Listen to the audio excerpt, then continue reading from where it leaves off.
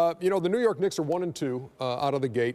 They lost their last two by 4 at Boston, by 5 at home against Portland. Now they have the Chicago Bulls on the road, and here is Amar'e Stoudemire. I think we're right there. I really do. You know, we lost two tough games to Boston and Portland. Losing both, could have won both. You know, so and again, we have areas to improve. As long as we continue to work hard and practice, and also in games, and learn from our mistakes, then we should be in the playoffs. The New York Knicks so far, look at these three. Amar'e Stoudemire, 21 and about 8 rebounds.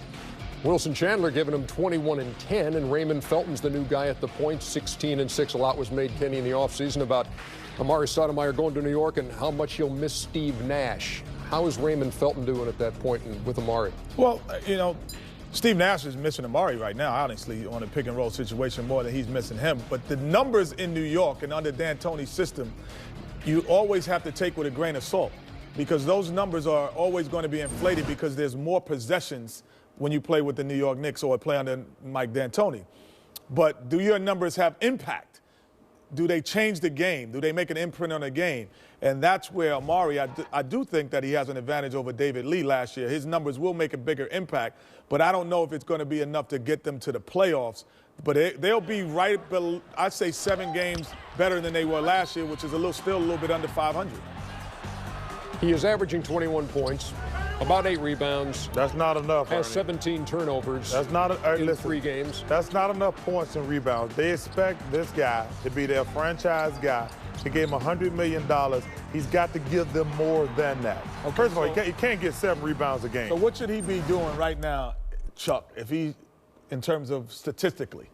All right, well, if a guy's a great player on a bad, because clearly they're running all the plays. One misnomer about the NBA is even if you're on a bad team, they still run every play for you. So your numbers are somewhat bloated. Does that mean you're a great player? No. But he can't get 21 and 7. And so he should be around 26 and 11. Oh, yeah. Oh, yeah. First of all, because everything is going through him. Well, first of all, you got to get more than 7 rebounds a game. Come on now. But that is probably because that has nothing for his career. That's a problem. Listen, without Steve Nash can hurt him on the offensive end.